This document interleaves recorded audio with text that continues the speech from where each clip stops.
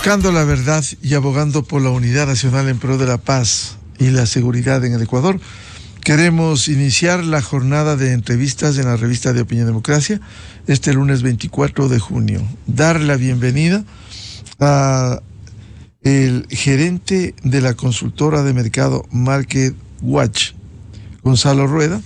Leíamos con detenimiento su análisis en el portal digital Primicias, en donde advierte la difícil situación económica del Ecuador cuando se establece que la economía se va a estancar y que va a enfrentar 6 choques la economía ecuatoriana. ¿Cuáles son esos choques y por qué el estancamiento de la economía ecuatoriana? Muy buen día, Gonzalo Rueda.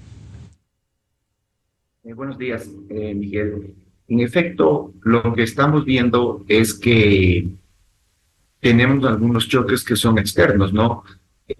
Vivimos en una economía globalizada y sin duda las altas tasas de interés que estamos viendo en el primer mundo, que han sido producto de una política monetaria con el fin de combatir inflación en Estados Unidos, en Europa, eso nos repercute a los ecuatorianos, ya que los bancos del exterior que nos dan financiamiento a través de la banca local vienen con tasas más altas. La última reunión de la Reserva Federal en Estados Unidos no ha topado las tasas de interés, las está manteniendo a niveles del 5.5 y eso se va a mantener por algún tiempo más, ya que ha sido su estrategia para mantener la inflación, sobre todo en este caso en Estados Unidos, y eso nos impacta en Ecuador al tener un financiamiento más caro. Entonces, ese es uno de los choques importantes que tenemos en cuanto a la parte externa. Luego, en la parte interna, son varios. Por un lado, tenemos una incertidumbre política que la venimos viviendo desde el año anterior, y esto obviamente repercute también en el desempeño de la economía y también en el riesgo país. Estamos con un riesgo país que, si bien actualmente bordea los 1.300 puntos, es mejor que diciembre del año anterior, en el que cerramos bordeando los 2.000 puntos. Estamos mejor, pero no estamos todavía en condiciones de salir a una emisión de obligaciones, porque las tasas que tendría que pagar el país serían alrededor de un 15% de interés, lo cual sin duda es totalmente alto comparado con el financiamiento que puede obtener de fondos multilaterales, como el Fondo Monetario, que cerró un acuerdo justamente el mes anterior, y el primer desembolso ya llegó en mayo. Luego tenemos otros choques como la crisis de energía, la crisis de inseguridad, y también estamos viendo cómo vamos a tener un mayor IVA. Eso obviamente es positivo para el gobierno, ya que le va a dar mayor liquidez. Sin embargo, va a afectar en el consumo de los hogares que ya venían afectados. Entonces, ese es un resumen de esos choques que está enfrentando la economía, y con lo cual, si bien el Banco Central estimó un crecimiento de 1% para este año 2024, el promedio de América del Sur va a ser 1.4%, pero los multilaterales advierten que Ecuador no va a estar en ese 1% que prevé el Banco Central, sino alrededor de 0.1% para este año 2024. ¿Y cuál va a ser, Gonzalo, el desempeño del Producto Interno Bruto que refleja la situación de la economía ecuatoriana? O sea, el Producto Interno Bruto se va a mantener alrededor de los 118.000, 120.000 millones de dólares sin crecimiento, o un modestísimo crecimiento. Muy modesto crecimiento que obviamente es muy pequeño, ¿no? O sea, sería ideal que el país estaría creciendo al menos al promedio de América del Sur, que estamos hablando del 1.4%. Lo óptimo, sin duda, es estar creciendo a niveles de un 2-3%, pero no va a ser posible por los distintos que enfrenta la economía ecuatoriana, y más aún estamos en un año electoral. Si bien las elecciones son a partir de febrero del 2025, pero ya están todos los preparativos y los cálculos que ya están haciendo los distintos partidos políticos, que eso también implica, y el empresario también está un poco en stand-by a ver qué es lo que va a suceder. Ahora, ¿cuánto incide el incremento de las tasas de interés? Totalmente, porque estamos viendo que actualmente tenemos unas tasas pasivas. Bancos AAA están pagando alrededor del 9%, si bien en las últimas semanas ha habido una ligera reducción en las tasas de interés de lo que pagaban 9.7, tal vez han bajado a 9.2 o a 9.3, dependiendo de las entidades financieras, pero como mencioné, tenemos bancos AAA con unas tasas pasivas que pagan a los inversionistas alrededor de 9.5, en algunos casos un poco más. Entonces, eso de por sí ya encarece la colocación de cartera.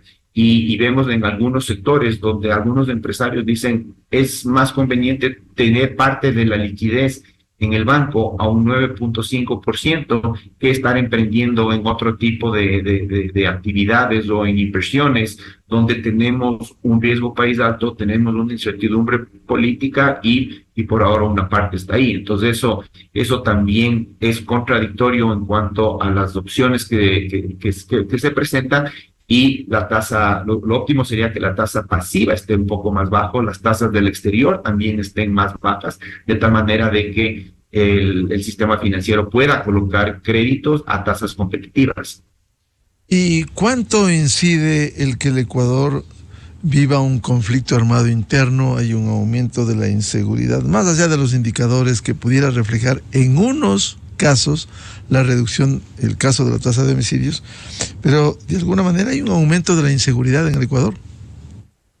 Sí, eso lo hemos visto en el año anterior. Manejamos un indicador en el cual nosotros veíamos cómo se están comportando las ventas, tanto de los RUCs que están como empresas y las ventas de los RUCs que están como personas naturales. Obviamente los RUCs de personas naturales son negocios más pequeños, negocios, hablemos quizás de ferreterías, farmacias, bazares, restaurantes pequeños, etcétera. Y el impacto ahí, justamente por la inseguridad, por las extorsiones, las vacunas, etcétera, ha sido fuerte, y la contracción en ventas de ese sector durante el año 2023 fue de un 10%. Entonces, es ahí donde está cuantificado justamente cuál fue el impacto en números de ventas de estos negocios, mientras que por otro lado, las ventas de las empresas sí tuvieron un crecimiento el año anterior, pero en este tipo de negocios se contrajeron. Y luego también a ese mismo tipo de negocios les afectan los apagones, los cortes de luz, porque en su mayoría las empresas sí pueden hacer el esfuerzo para tener un generador eléctrico o están en edificios donde existe planta de generación eléctrica, pero esos negocios pequeños pues no lo tienen, y es el otro impacto que también se ve, ¿no? Y hemos visto en un análisis, si no me equivoco, de la Cámara de Industrias, donde se realizó el cálculo de que el apagón le cuesta al país, cada hora de apagón le cuesta $12 millones. Claro, este es otro de los factores que es bueno explicarlo. La falta de políticas, y este no es un problema de hoy o de ayer, sino por décadas, pero que no se ha podido enfrentar con soluciones estructurales. ¿Cómo hacer frente a esta crisis eléctrica? De nuevo, por falta de energía. Antes por el estiaje, ahora por el exceso de lluvias que hace colapsar a la central más grande, Coca-Cola Sinclair, por los sedimentos que se acumulan. ¿Cuánto afecta esto? El impacto, como digo, son alrededor de 12 millones de dólares al día que impactan en los negocios, son 72 millones de dólares diarios. Y esto es por falta, o sea, estamos escuchando que el gobierno dice no se ha hecho mantenimiento durante años, pero creo que ya es momento de empezar a ejecutar. O sea, si están ahí es justamente para tomar decisiones, para tomar acciones y para solucionar, porque no vamos a estar quejándonos de que no se ha hecho del pasado. Entonces aquí sí creo que si es que ya se ve que existe una deficiencia, pues empezar a buscar opciones para dar estos mantenimientos, porque no podemos estar, como usted bien dice, porque llueve bastante, porque no llueve primero por el estiaje, ahora porque llueve bastante, pero al final del día, quienes estamos siendo perjudicados somos los ecuatorianos, es la economía, son los distintos negocios y las empresas. Entonces aquí yo sí invito al gobierno para que ya tome acciones y que pongan los recursos que sean necesarios para dar mantenimiento, porque no podemos seguir avanzando con una incertidumbre, mejor dicho, en cuanto a la electricidad. ¿Y cuánto incide y afecta la incertidumbre política que se arrastra desde el año pasado, cuando hubo la muerte cruzada, la salida del presidente anterior, nuevas elecciones, y estamos en una época de nuevo preelectoral? ¿Cuánto afecta esta falta de estabilidad y certeza que incluso el año anterior llevó a la disolución de la Asamblea Nacional? Una métrica que nosotros utilizamos para ver ese impacto es el riesgo país. Y el riesgo país estaba estable alrededor de 700 puntos, que es el promedio que ha estado el Ecuador durante mucho tiempo. ¿Cuál fue el detonante? Junio del 2022. En junio del 2022 empezó a subir el riesgo país cuando se dieron las manifestaciones, se cerraron carreteras, etcétera, con el intento del presidente Lasso en cuanto a eliminar o focalizar los subsidios de combustible. Desde ahí el riesgo país ha estado por encima de los 1.000 puntos. Entonces, ese fue, como digo yo, el primer detonante. Y luego todo el año anterior, que fue un año totalmente político, como usted bien menciona, hubo primero el intento de juicio político al presidente, luego la muerte cruzada, luego elecciones anticipadas, y que el riesgo país cerró excediendo los 2.000 puntos. Exactamente cerró en 2.055 puntos. Luego, durante estos primeros meses de este año, hubo el acuerdo que tenía el gobierno con ciertos sectores de la Asamblea Nacional, logró pasar las leyes que le permitieron tener un alivio económico, tanto en lo del IVA como en las contribuciones temporales, y luego ya, obviamente, se acabó ese acuerdo. Vemos lo que está sucediendo ahora, que más bien que el gobierno no tiene esa ayuda por parte de los bloques de la Asamblea para seguir avanzando. Entonces, y es justamente ahí lo que estamos viendo. El riesgo país es justo un termómetro que nos permite ver cómo está afectando políticamente en el desempeño de un indicador muy importante como el riesgo país, que eso permite ver también el comportamiento indirectamente de la economía. El riesgo país es muy importante porque si está alto el riesgo país va a tener un alto costo de financiamiento, y ese financiamiento, como ya lo conversamos inicialmente, también se pasa a ser más costoso para el sector empresarial. Por otro lado, vemos que existen empresarios en los que están, por la incertidumbre política, al ver que estamos en un año electoral, dejan algunos proyectos en stand-by o tal vez los ponen con un menor ritmo de ejecución hasta ver exactamente qué es lo que va a suceder en cuanto a la parte política. Históricamente sí hemos visto que en periodos electorales, dada la incertidumbre política, existe menor movimiento en cuanto a inversión privada por parte de los distintos sectores económicos, hasta ver cuál va a ser el desenlace final. Con este entorno y con estas condiciones, esto justifica que el Ecuador no sea atractivo a la inversión extranjera y tenga esa escasa inversión cuando uno compara solo con los países vecinos, Colombia y Perú. Sí, sin duda. Ecuador tiene algo que es atractivo. Estamos viendo algo de inversión extranjera ahora, y lo atractivo que tiene Ecuador es el dólar.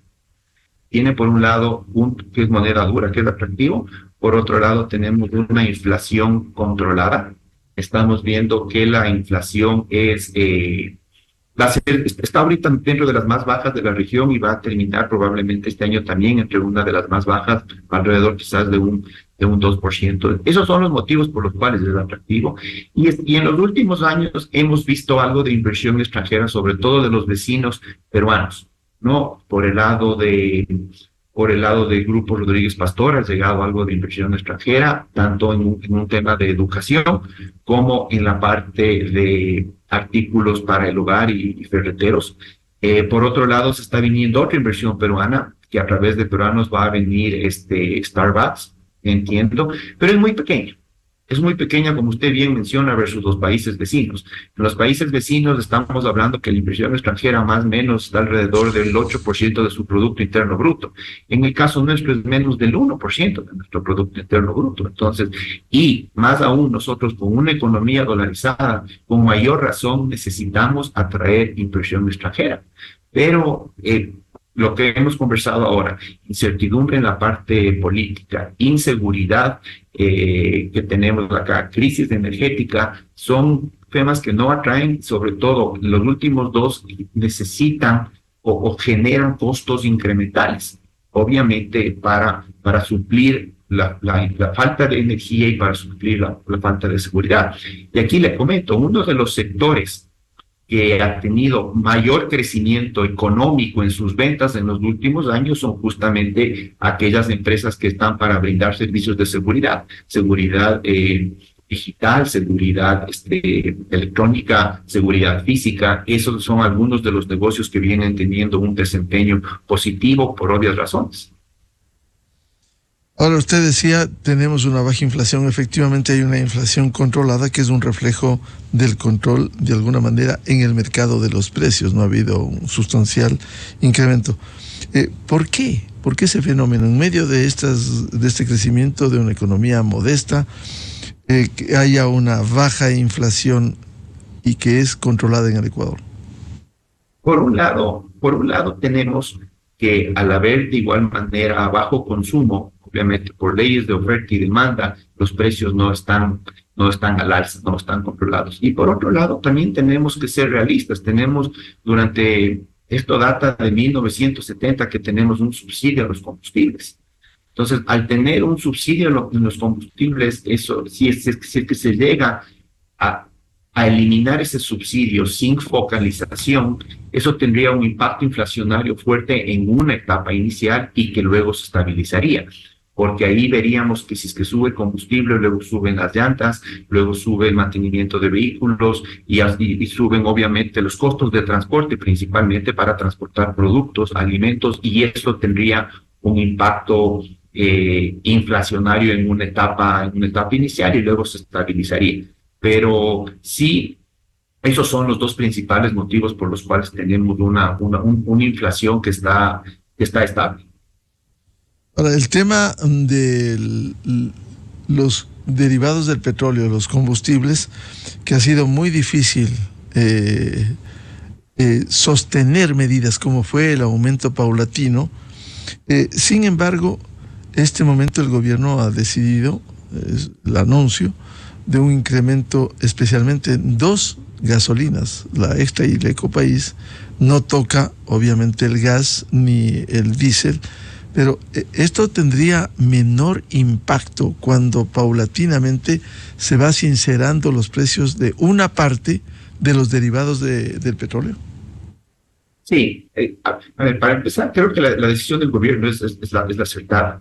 Y también tenía que hacerlo porque es parte de los compromisos que tuvo en el acuerdo con el Fondo Monetario y tiene que hacerlo para que llegue el segundo desembolso hacia fines de este año. Primero ya llegó el mes anterior, el segundo tiene que hacerlo. Entonces creo que es la decisión correcta y que se tenía que hacer, sobre todo y ya está analizado que los principales beneficiarios de ese subsidio no necesariamente era la clase más afectada, sino por un lado el tema de contrabando, el tema de mafias, etcétera. Entonces en eso estoy de acuerdo y pues obviamente lo va a hacer paulatinamente y también llegando a acuerdos con sectores importantes como los del transporte.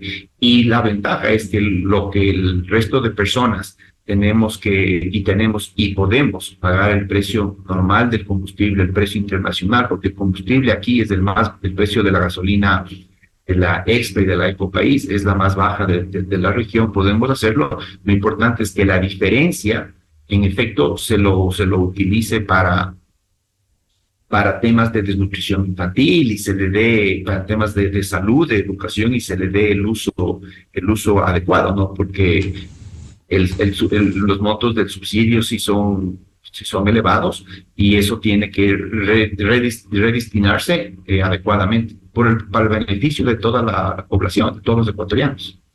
Por cierto, lo que usted decía, Gonzalo, el Ecuador debiera adoptar políticas más allá de los condicionamientos del Fondo Monetario Internacional, como es el sinceramiento de los precios de los combustibles. Sea con FMI o sin FMI, el Ecuador tiene que hacer en algún momento.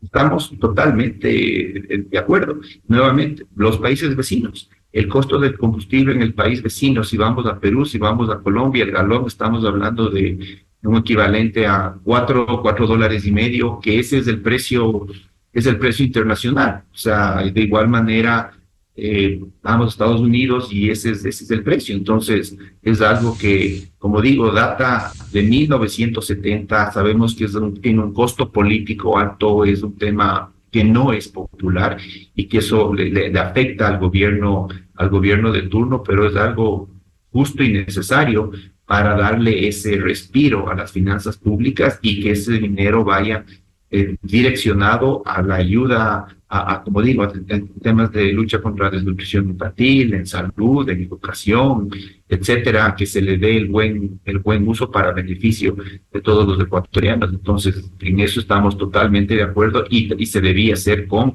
o sin un multilateral. Y parte del acuerdo con el Fondo Monetario, que es uno de estos puntos de la focalización del subsidio, es también la reestructuración en la parte fiscal. Entonces ahí también se le viene duro al gobierno porque tiene que realizar una reforma tributaria de tal manera de que llegue a tener ingresos permanentes y no las contribuciones temporales que logró obtener en este año 2024. Estamos hablando alrededor más o menos a la fecha, hasta en la recaudación tributaria que estamos viendo ahorita hasta mayo, que hay los datos reales, sí hay un crecimiento en recaudación tributaria, es correcto, pero 1.130 millones son contribuciones temporales que nos tocó a las empresas, a los bancos y cooperativas, y eso no es sostenible. Entonces, ahí tiene que justamente, son alrededor, si no me equivoco, de 2.000 millones, que tiene que el gobierno generar fuentes que sean permanentes y que no como están actualmente temporales, ¿no? Entonces, eso también es parte de todo el acuerdo y es el principal foco en cuanto al acuerdo con el Fondo Monetario, que es justamente cambiar toda esa estructura en la parte fiscal para que tenga ingresos que sean permanentes y no temporales. ¿Y cuánto ha incidido el aumento del IVA del 12 al 15% desde el 1 de abril? Esto quizás no ha generado una contracción de la economía, un menor consumo, y al no haber consumo no hay demanda, y esto está realmente estabilizado pese al aumento de 3 puntos en el IVA. Sí, a ver, ahí es importante partir del análisis siguiente. Del total de productos y servicios que se venden, que se transan, digamos, en la economía local, el 60%, es alrededor del 59%, tienen una tarifa de IVA que antes era 12 y que ahora es 15. La diferencia, ese 40-41%, son IVA cero. Y esos IVA cero obviamente no están siendo afectados. De ahí estamos hablando temas de educación, temas de salud, servicios básicos, donde los productos de la canasta básica que no están siendo afectados. Ahora, ¿cuál ha sido el impacto del IVA? Y hay cifras que hemos visto que ha publicado el SRI. El IVA empezó el 1 de abril. Entonces, todos los consumos que generaron IVA el 1 de abril son recaudados en el mes siguiente, es decir, fueron recaudados en mayo. Y analizando la recaudación del mes de mayo comparado con el mes anterior, vemos que hubo un crecimiento de 74 millones de dólares de recaudación de lo que se recaudó de IVA de mayo, en mayo del 24, que correspondía al ejercicio del mes de abril, fueron 820 millones. Y lo que se recaudó en el mes anterior, es decir, lo que se recaudó en el mes de abril, que corresponde al ejercicio económico de marzo, fueron 747 millones. Hablamos de 74 millones, eso fue lo incremental. Y en lo que va de junio, si analizamos la recaudación diaria del mes de junio, está la última data disponible está la semana anterior al 18 de junio, y esto lo comparamos justamente con el año anterior, es decir, junio del 24 versus junio del 23, hay un crecimiento de casi del 22%, hay un crecimiento de 100 millones de dólares comparando junio 24 con un mayor IVA versus del mismo mes del año anterior. Entonces, ahí analizando esos números, claramente podemos ver de que el Estado en efecto sí va a recaudar más o menos serán alrededor de 1.200 millones lo que logre recaudar más, porque existe, como digo, este 60% de productos que sí tienen IVA. En el otro 40% no hay ningún impacto, ¿no? Lo que es canasta básica, salud, educación, etcétera, no va a tener ningún impacto porque son IVA cero. Entonces, al final del día sí va a haber una disminución del consumo, pero al menos analizando las cifras de mayo, que ya son oficiales, finales, y las de junio, que aún son no son definitivas, se ve que sí existe un aumento del IVA y que sí estarían llegando alrededor de los 1.000 millones de dólares, que es la meta del gobierno con el nuevo IVA. Ahora, es importante tener presente que dada la situación, vivimos en una economía desacelerada, en desaceleración. Han habido empresas y algunos ya son decisiones estratégicas que han asumido el IVA, decidido nosotros no subimos el precio final y esos 3 puntos de IVA lo están asumiendo algunos negocios. Entonces eso ya es una decisión estratégica de cada uno de las marcas, de los distintos sectores de la economía que han tomado esa decisión de tal manera de que no se vea ese impacto para el consumidor final. En todo caso, la economía está creciendo muy modestamente, pero si hay un crecimiento de la informalidad por falta de fuentes de empleo, que quizás no es uno de los mayores problemas que tiene el Ecuador. Sí, la informalidad sin duda es un grave problema porque tanto el subempleo como la informalidad es un indicador de que la economía no está creciendo al nivel que debería crecer, porque lo óptimo sería que el nivel de empleo adecuado sea el que está creciendo, pero el empleo adecuado se ha mantenido en el 34-35% sobre el total de la población económicamente activa, y esa es la cifra, pero por ese lado no vemos mejora, y sobre todo es preocupante si es que esa información la desagregamos por rangos de edad, cuando vemos, porque las estadísticas que manejamos son a partir de 15 años de edad, que las personas ya están en edad adecuada para trabajar, pero justamente es en esos rangos de edad donde se ve que existen mayores temas de subempleo, y es ahí, en esos rangos de edad, donde ya vienen actuando las mafias organizadas para reclutar justamente a personas de esos rangos de edad y entrenarles dentro de sus grupos de bandas organizadas para crimen, para narcotráfico, etcétera. Es ahí, es en ese grupo en el que están, en ese rango de edad donde están haciendo su mayor reclutación.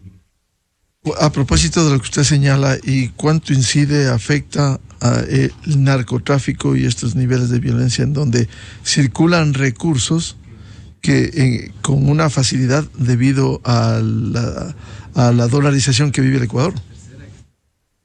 Sí, no hay cifras oficiales. Se estima que eso puede representar alrededor de un 7% del Producto Interno Bruto, ¿no? Que es un monto muy fuerte, pero nuevamente no existen cifras oficiales. Es un estimado que, si no me equivoco, presentó en algún momento, si mal no me equivoco, creo que fue el Banco Central que presentó en algún momento, pero es una cifra estimada. Claro, muy difícil porque son dineros ilegales identificarlos, pero es indudable que no podemos cerrar los ojos frente a lo que ocurre en el país, y esto financia precisamente la violencia y las bandas organizadas. Sí, exactamente, ese es el problema, y es algo que creo que en ese campo al menos el gobierno sí se ve que está actuando en cuanto a las batidas que está haciendo, en cuanto a la inteligencia que tiene para justamente dar con los líderes de esas bandas, pero va a tomar muchísimo tiempo terminar con eso. Tenemos el ejemplo de países vecinos que les ha tomado muchísimo tiempo llegar a eliminar todo ese grupo que estaba organizado y se viene trabajando desde hace muchos años. Entonces, creo que el gobierno, a criterio personal, está dando los pasos adecuados, pero es una lucha que será de largo plazo. No, a largo plazo. Y usted no ve un problema serio, porque no encontramos soluciones, en el tema de la crisis eléctrica, cuando sabemos que se está paralizando periódicamente la mayor central que genera hidroelectricidad, como es Coca-Cola Sinclair, sea por mala construcción, las fallas, este momento por exceso de lluvias, por los sedimentos, de alguna manera incide, y esto nos afecta, lo cual genera una estabilidad e incertidumbre, especialmente para el sector productivo, porque no se sabe si ahora o mañana habrá cortes de energía. Eso lo que nos representa es mayores costos de producción, porque como lo mencioné anteriormente, existen algunas plantas que en efecto ya tienen generadores eléctricos y tienen quizás el músculo financiero para estar preparados, pero a un costo mayor. Y por otro la lado, generación térmica, ¿no? Que tiene un costo alto, pero peor es no tener energía. Peor es no tener energía, y yo creo que eso obviamente sí afecta a los negocios pequeños, a aquellos restaurantes pequeños que no tienen para una generación eléctrica, y que obviamente no pueden cocinar, se les dañan los alimentos, no funciona el congelador y obviamente no van a ir clientes. Entonces sí tiene un costo alto, que debería de alguna manera solucionarlo el gobierno, pero ante la incertidumbre, por eso, ante la incertidumbre, es un costo adicional para el sector productivo, porque tiene que incurrir en comprar una planta de generación. Pero aquellos negocios que no lo pueden hacer, pues simplemente están más complicados, y tendrán que ver de qué manera pueden subsistir, o tal vez generar algún otro tipo de negocio para generar ingresos, pero es una variable adicional que tenemos ahí dentro de estos choques que nos están afectando en la economía ecuatoriana. Al menos de estos 6 choques que usted ha identificado que enfrenta la economía ecuatoriana, ¿cuál cree que son los más complicados y que debiera irse enfrentando y reduciendo las amenazas? Sin duda, el de mayor costo es la inseguridad, ¿no? Entonces yo le pondría inseguridad en primer lugar. Tenemos también la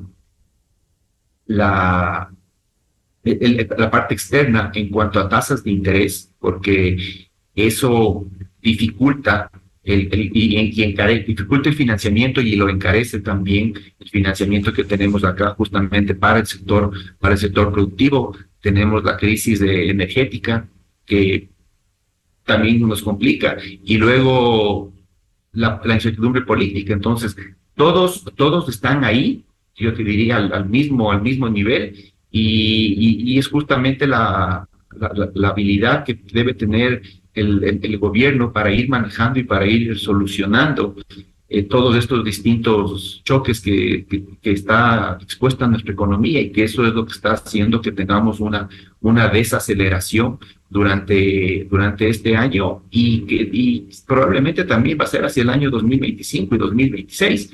En el informe del Fondo Monetario estima que con los ajustes que tendría que hacer el gobierno con esta reforma tributaria, que habrá que ver cómo la estructura, se estarían estabilizando de alguna manera las cuentas públicas, y hacia el 2028, porque este es un acuerdo del 2024 hasta el 2028 con el Fondo Monetario, hacia el 2028 ya estaríamos controlados, y estaríamos, no recuerdo el número exacto, con mucho mejor déficit, incluso se esperaba tal vez de un superávit en cuanto a las cuentas fiscales.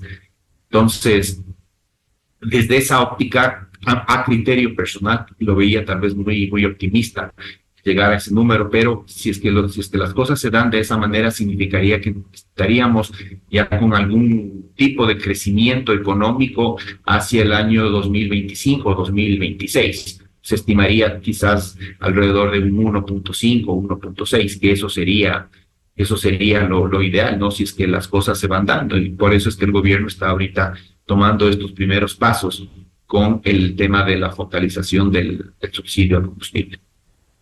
Claro, pese a corregir estas situaciones, el tener una expectativa de un crecimiento, como usted dice, de 1.5, 1.6, todavía es absolutamente modesto para un crecimiento de la economía de lo que se requiere, un 5%, un 6%, mínimo un 4%. Sí, esos son los niveles alrededor de eso fueron los niveles que tuvimos en las 5 años de bonanza petrolera, que fue del 2009 hasta el 2014, 2015, ¿no? Esos son los números que se dieron, y eso sería lo ideal, pero tenemos que ser realistas. Estas son las reglas del juego. Tenemos estos choques que los hemos mencionado, y tenemos que ir sorteando cada uno de ellos para ir viendo que las cuentas públicas vayan también mejorando, y podamos tener al menos esos crecimientos de 1.5, que sí son modestos, pero obviamente es mejor que lo que estamos viviendo en este año 2024. Y esperemos que... Claro, por cierto, hicimos tan malas cosas que cuando usted citaba desde el 2009 hubo un notable crecimiento del precio del petróleo que rebasó los $100. Nos gastamos los fondos de acumulación, los recursos que tenía el Estado, se terminaron esos fondos, nos endeudamos, es decir, no fue un crecimiento que no reflejó una realidad, ese crecimiento de esos años. Fue un crecimiento sin duda importante, pero creo que el gasto fue desmedido totalmente. No, incluso como usted menciona, al final del día incluso terminamos endeudados. Entonces es como que tuvimos unos grandes años, hicimos una gran fiesta, y nos consumimos absolutamente todos. No fuimos lo suficientemente prolijos para pensar en épocas de vacas flacas, para ir generando esos fondos. Como recuerdo hace, si no me equivoco, alrededor del 2005, 2004, hace 20 años, habían esos fondos, el FEIREP. Recordará usted que era justo para tener en las épocas de bonanza, íbamos guardando ahí dinero para cuando el precio del petróleo sea bajo, pues tener ahí esas previsiones.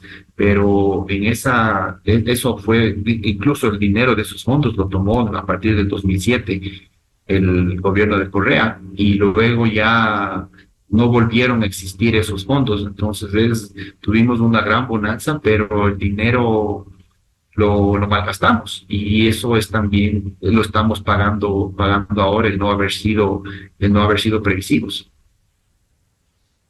Bien, al economista Gonzalo Rueda, gerente de la consultora de mercado Market Watch, muchas gracias por atender a la revista de Opinión Democracia y alertarnos sobre estos choques que enfrenta la economía ecuatoriana en este año, y todavía con una suerte de incertidumbre frente al panorama cuando vivimos conflicto armado interno, crisis eléctrica, el tema del panorama político electoral para los comicios del 2025.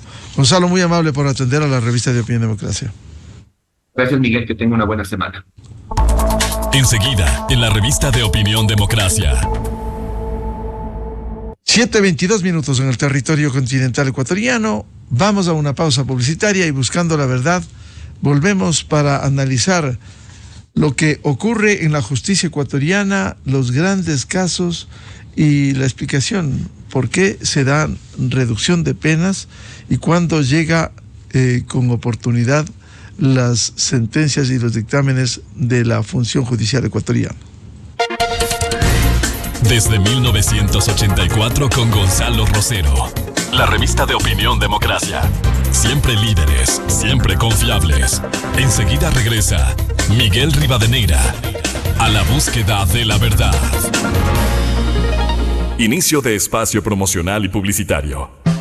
El Dorado Restaurante Cocina Internacional. Nuestro chef les invita a deleitarse con nuestro exclusivo menú de degustación estacional. Este y todos los viernes, viva una experiencia única gastronómica. Contamos con espacios privados con completa privacidad y confort. El Dorado Restaurante. Estamos ubicados en la Federico Páez y 14200 Iguanhuiltagua. Consulte por disponibilidad y reserva al 3331 486 o al 098 18 53 652. Atendemos previa reserva. Les esperamos. En CNT sabemos que la mejor jugada se hace en familia. Si eres cliente CNT o contratas nuestro